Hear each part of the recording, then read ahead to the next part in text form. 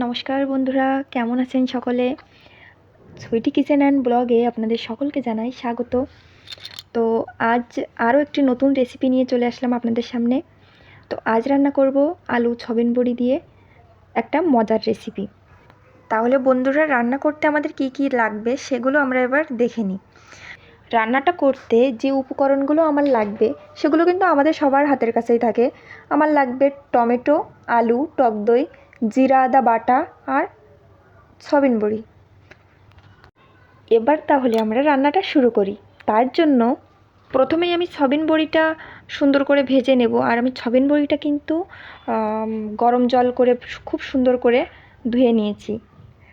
আর আমি এখানে প্যাকেটের সয়াবিন বড়িটা ব্যবহার করেছি।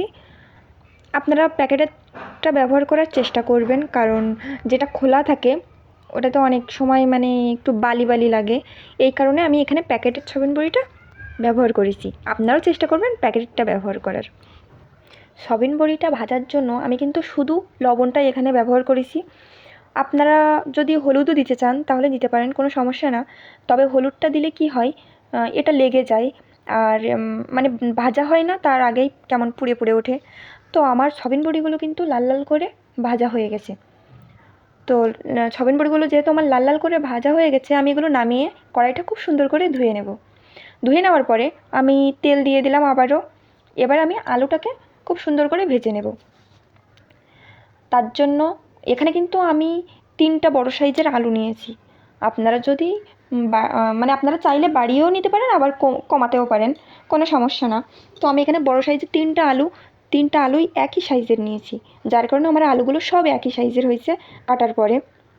আপনারা অবশ্য দেখলেই বুঝতে পারতেছেন যে আলুগুলো সব আমার একই সাইজ। এতে কি হয়, এতে আসলে রান্নাটা অনেক সুন্দর দেখা যায়, এই আর কি। তো আলুটা কিন্তু আমার খুব সুন্দর করে ভাজা হয়ে গেছে, আমার যতটুকু প্রয়োজন ততটুকু আমি ভেজে নিয়েছি। এবার আমি আলুটা নামিয়ে নেব।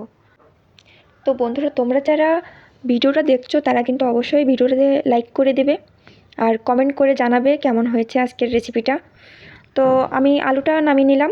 নেওয়ার পরে এখানে একটু তেল ছিল, তারপরেও আমি আর একটু তেল অ্যাড করে দিলাম। দেওয়ার পরে এখানে কিছু গরম মশলা দিয়ে দিলাম তেলে। তারপরে এখানে 1 চামচ ঝাল গুঁড়া, 1 চামচ হলুদ গুঁড়া, পরিমাণ মতো লবণ, আর যে মশলাটা আমি বেটে রেখেছিলাম সেটাই কিন্তু দিয়েছি। দেওয়ার পরে একটু নাড়াচাড়া করতে হবে। নাড়াচাড়া করার পরে আমি এখানে একটু জল দিয়ে দিয়েছি পরিমাণ মতো। জলটা দিলে কী হবে, মশলাটা পুড়ে যাবে না। তারপরে যখন এই মশলাটা খুব সুন্দর করে কষানো হবে, কষানোর পরে এটা আপনারা দেখলেই বুঝতে পারবেন উপরে তেল উঠে আসবে, তখনই কি করব, তখনই আমরা টমেটো কুচি দিয়ে দেব। টমেটো কুচিটা দেওয়ার পরে কিছুক্ষণ ধরে কষাতে হবে। কষানোর পরে টমেটো দিয়ে জল বেরিয়ে আসবে। তারপরে এই জলটা আস্তে আস্তে শুকিয়ে আবারও তেল উঠে আসবে, তখনই আমরা টক দই দিয়ে দেব।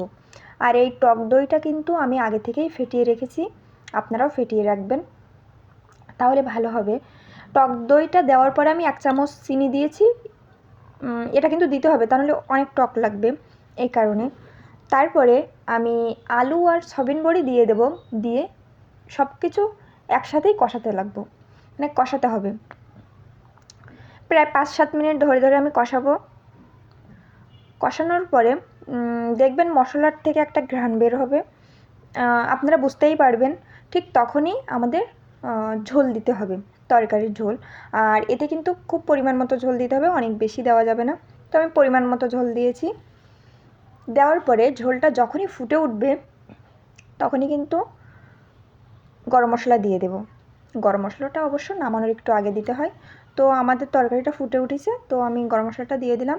দেওয়ার পরে তরকারিটা নামানোর আগে 1 চামচ ঘি দেব। তো বন্ধুরা, আজকের রান্নাটা কেমন লাগলো অবশ্যই কিন্তু কমেন্টে জানাবেন। আর নতুন নতুন ভিডিও পেতে অবশ্যই চ্যানেলটিকে সাবস্ক্রাইব করে পাশে থাকবেন। ধন্যবাদ সকলকে ভিডিওটি শেষ পর্যন্ত দেখার জন্য।